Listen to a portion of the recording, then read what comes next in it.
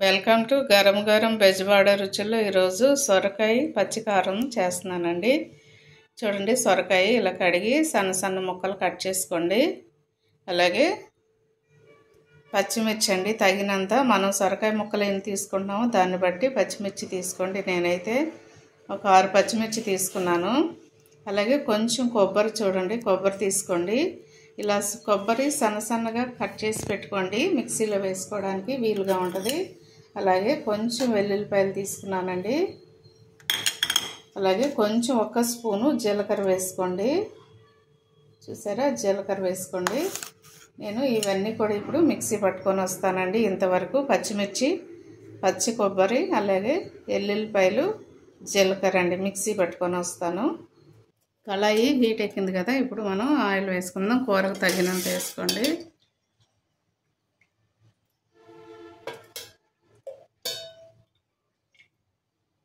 ఒక ఉల్లిపాయనండి సన్న సన్నగా కట్ చేసి పెట్టుకున్న ఉల్లిపాయ ముక్కలు వేస్తున్నాను.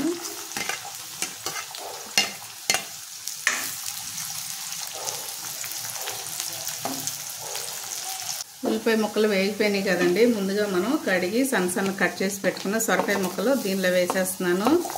లేత సొరకాయ తీసుకోండి, చక్కగా మగ్గిపోయిద్ది. ఎందుకంటే ముదురుది అయితే కొంచెం టేస్ట్ బాగోదు. అలాగే సొరకాయ కూడా చాలాసేపు మనం వాటర్ పోసి ఉడకబెట్టాల్సి వస్తుంది. ఇలాంటి లేతకాయలు అయితే మనం అసలు వాటర్ పోయక్కర్లేదండి, దానిలో వచ్చిన వాటర్తోనే ఇంకిపోద్ది. ఇంకా చూసి తీసుకోండి సొరకాయ తీసుకునేటప్పుడు. దీనిలోనే తగినంత సాల్ట్ కూడా వేసేసుకోండి. నేనైతే 2 స్పూన్లు వేస్తున్నానండి. పసుపు కూడా వేసేస్తున్నాను, 1 స్పూన్ పసుపు వేస్తున్నానండి. చక్కగా ఇవంతా కూడా సాల్ట్ ఒకసారి ముక్కకు పెట్టేటట్టు కలిపేసుకున్నాం అనుకోండి. పసుపు సాల్ట్ దానిలో నుంచి మంచిగా వాటర్ వస్తుందండి, కాయల్లో నుంచి ముక్కల్లో నుంచి. వేసి మూత పెట్టేసేయండి. మూత పెడితే వాటర్ చక్కగా వచ్చేస్తుందండి.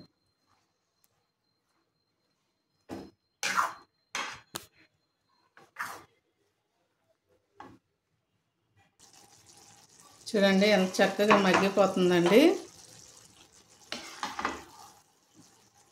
సరే, చక్కగా మగ్గిపోతుంది. ఇప్పుడు మనము మిక్సీ పట్టుకున్నాం కదండి, పచ్చిమిర్చి అలాగే పచ్చి కొబ్బరి, ఇవన్నీ కూడా మనం దీనిలో వేసేసుకుందాము. జీలకర్ర అన్నీ మిక్సీ పట్టుకున్నాం కదా, ఇప్పుడు మనం దీనిలో వేసేసుకుని కలుపుకుందాం.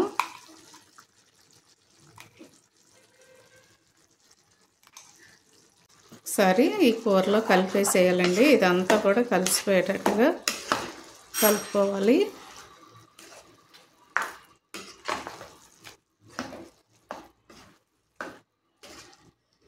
ఇలా కలిపేసి మూత పెట్టేసుకుందాము. ఇప్పుడే సాల్ట్ కూడా చూసుకోండి ఒకసారి.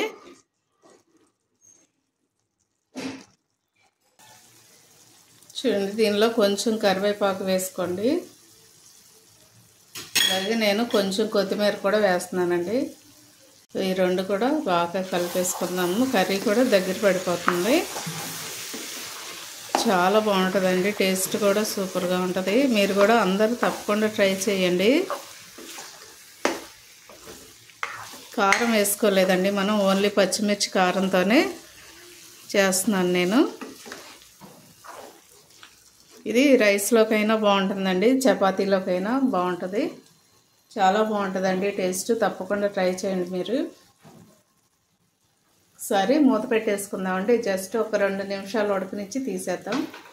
చూడండి, కూరలో ఆయిల్ ఇలా బయటికి రావాలండి. ఏ కూర అయినా కూడా ఆయిల్ ఇలా బయటకు వస్తేనే టేస్ట్ బాగుంటుంది.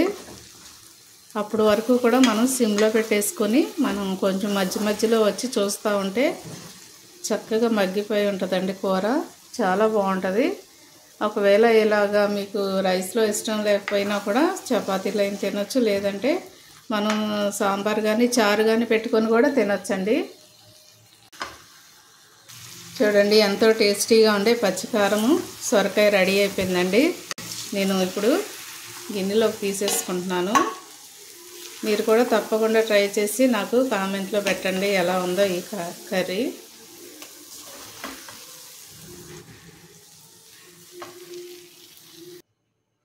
చూడండి ఎంతో టేస్టీగా ఉండే సొరకాయ పచ్చికారం రెడీ అయిపోయిందండి. చక్కగా పచ్చి కొబ్బరి కూడా వేసుకొని గుమగుమలాడే మంచి సువాసన టేస్ట్తో కూడా ఈ కర్రీ రెడీ అయిపోయింది. మీరు కూడా తప్పకుండా ట్రై చేసి నా కామెంట్స్లో పెట్టండి. అలాగే గరం గరం బెజవాడ రుచులని మర్చిపోవద్దండి. సబ్స్క్రైబ్ చేయని వారంటే సబ్స్క్రైబ్ చేయండి, షేర్ చేయండి, లైక్ చేయండి. Thank you.